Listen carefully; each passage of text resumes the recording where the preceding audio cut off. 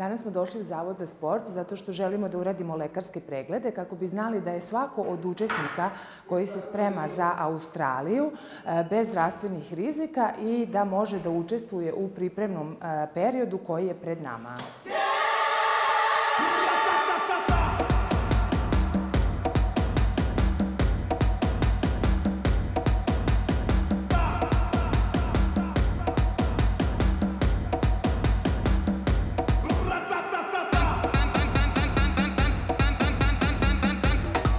Sportsko-medicinski pregledi u našoj ustanovi rade se za sve oni koji se bave fizičkom aktivnošću ili koji planiraju da se bave fizičkom aktivnosti. Pre početka svakog trenažnog procesa poželjno je da se obavi sportsko-sistematski pregled, a iz čega se on sastoji.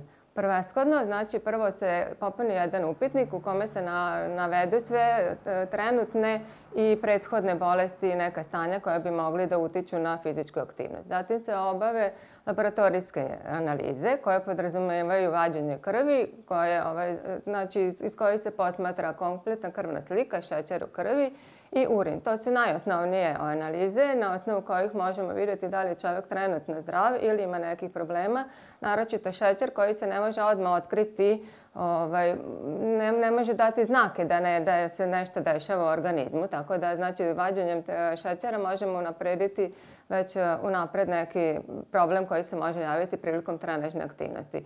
Nakon toga sledi sva merenje težine i visine, zatim merenje krvnog pritiska u miru, rađenje EKG u miru, kratak pregled po sistemima i na osnovu toga se onda daje ili neke preporuke ukoliko je potrebno nešto korigovati ili možemo preporučiti da može slobodno da se bavi sa fizičkom aktivnošću. Ritam ovih sportsko-medicinskih pregleda je na 3 do 6 mjeseci tokom godine ili najmanje jednom godine. Kada se, ono je osnovno i zašto je potrebno odraditi sportsko-sistematske preglede, znači da otkriti eventualno prisustvo bolesti ili neke, disbalans u mišićnim strukturama da se onda u trenažnom procesu one mogu korigovati.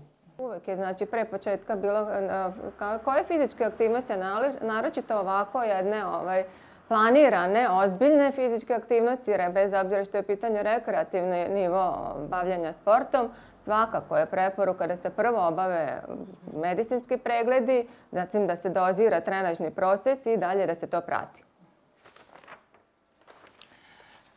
Evo, dobili smo lekarski izveštaj koji je obuhvatao nalaze krvne slike, urina, EKG-a i pritiska i to su inače uobičajeni nalazi za procenu zdravstvenog stanja. I super je vijest da sve kolege, oni su bez zdravstvenih rizika, znači zdravi su, nemaju zdravstvenih problema i to nam je bilo najvažnije za učešće u našim pripremama. Koleginica Tijana, Marko, Goran i Kole, oni sada zvanično mogu bezbedno da počnu sa treninzima i da idu na sljedeći pregled. A sljedeći pregled jeste dijagnostika fizičke forme, da bi zapravo vidjeli od kakvog nivoa fizičke forme kreću svi prijavljeni i da bi onda na osnovu toga kreirali opterećenje treninga i koristili te podatke da vidimo kako napredujemo tokom trenažnog perioda. Ovim testiranjem zapravo ćemo dobiti dva najvažnije nam parametra za trening, a to su VO2 max kao osnovni pokazatelj fizičke forme i FTP koji označava snagu kojim vozimo biciklo. Ostaje još kolega Milorad koji je bio bolestan, pa će onda on sljedeće nedelje da uradi lekarski pregled i nakon toga dijagnostiku i kolega Darko i Mitar koji čekaju termin od doktora da bi odradili lekarski pregled i posle ovih pregleda u suštini svi ćemo moći da ozbiljno i jako uđemo u dalji trenažni proces.